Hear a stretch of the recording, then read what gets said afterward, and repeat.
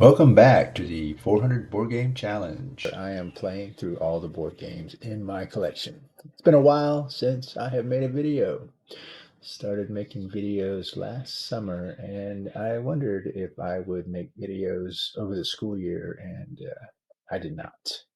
But I'm back, and I'm still working on playing through all the board games in my collection. At this point, I'm at 247 games played, so I'm getting there. I'm going to make a couple videos on board games this week that, to be honest, I'm not very familiar with. These games are on opposite ends of the spectrum in our hobby. I'm talking about solo games and party games. In this video, I'm going to talk about solo games. I don't play solo games.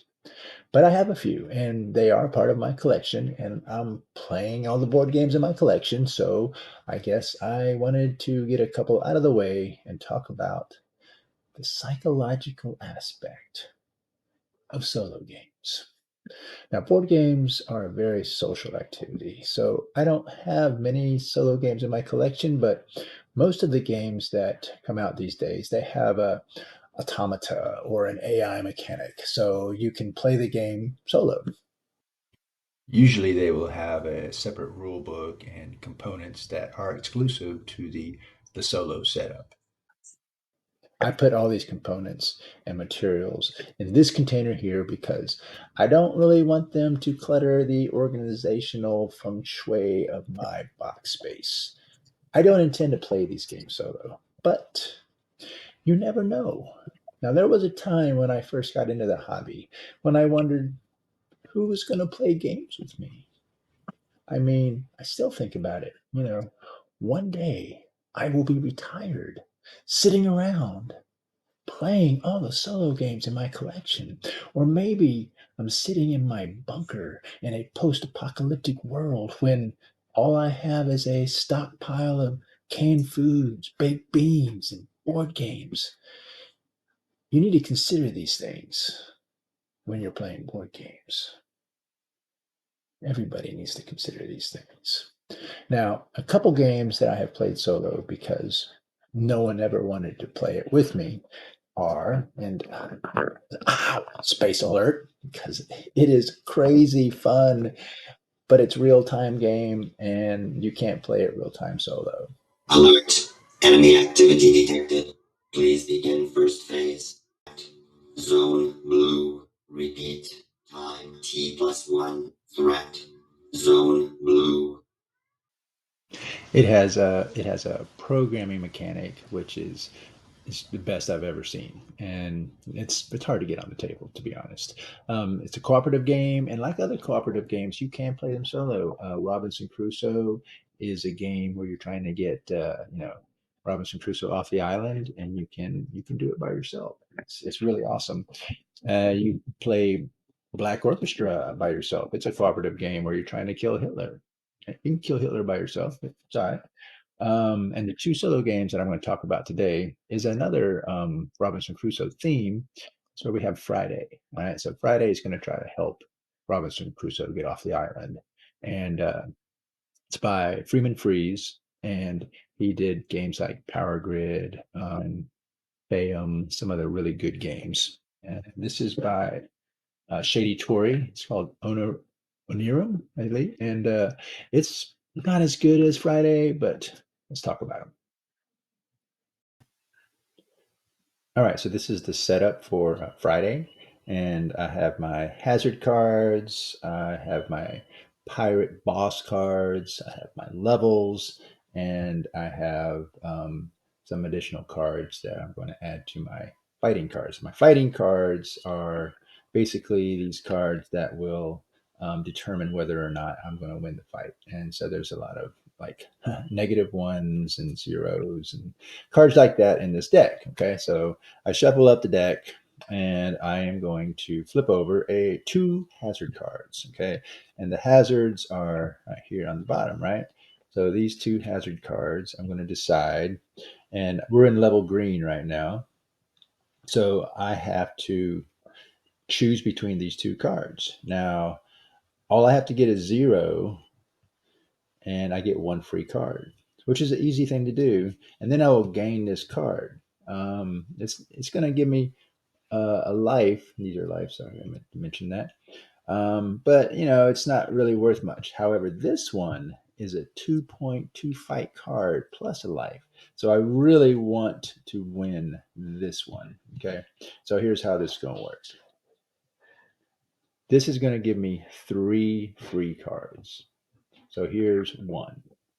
It's a 0. Here's 2. Ah, that's so lucky. That's the only 2 in the whole deck. And all I need is one more. Oh, actually, that wins. So boom, I have won this battle. So now this can go bad too, right? So like for example, if I am so I'm fighting for this card right here, and I get 3 free cards, and 0, that's 1, 0, that's 2. All right, now there's my 3 cards. I need 3 points to win on this battle, right? And I've already drawn my free cards. So for every card that I draw now, I have to pay a life point. So I'll draw another card. I don't know. Now I'm even further behind. I'm at 4. So the only way I can defeat this is if I keep drawing and maybe get more negative ones and more zeros. So I'm like, you know what? I'm not going to beat this card this time. So I have to pay the difference. And the difference at this point is 4. And I would have to pay 4 life points to put this card back in the deck, and I would get rid of 2 of these. So that's one way you thin your deck out. You pay the difference and you get rid of cards.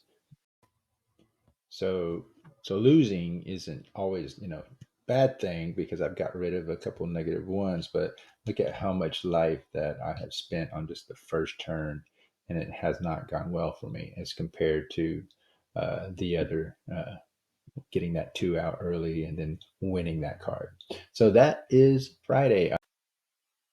Okay, this is Onirum, and play this game. You're going to get this big deck of cards. You're going to shuffle the deck. You're going to do a lot of shuffling in this game, which I don't like because I don't really like shuffling cards.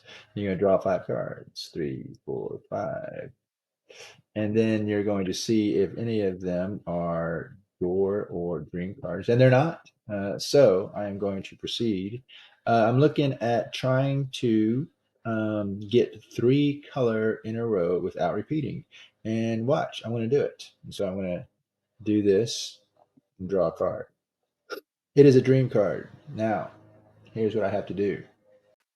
All right, so these dream cards are nightmares, and I have a few choices I can do when I draw a dream card. And one of the choices is to discard a key card. Sorry, a key card here, and then I resolve.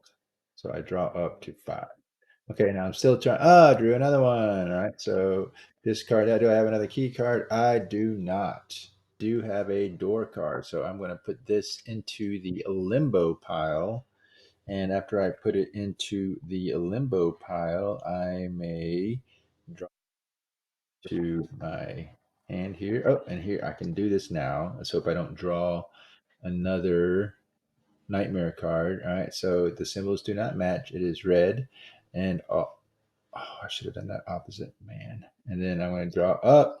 All right, so at this point, unfortunately, I cannot achieve this. But if I do not draw another nightmare card, I can achieve green. So here's how I do that.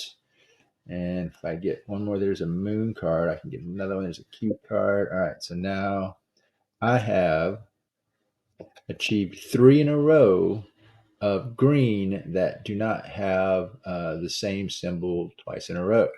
So just look through the deck until I find a green door card. Achieved it.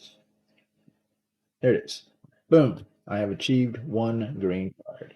And then I will, and here's how this works, put my limbos back in there. Shuffle. I keep my discards not in there because as soon as the deck runs out, and I haven't found all 8 door cards, I will lose. And that's how the game's played. So that is Friday and Onirum, 2 solo board games that are very solitaire-ish. And if that's something that you love doing, hey, that's to each his own. And I'll probably wait for my friends to come over because I'm going to have a great summer. The 400 board game challenge is back on.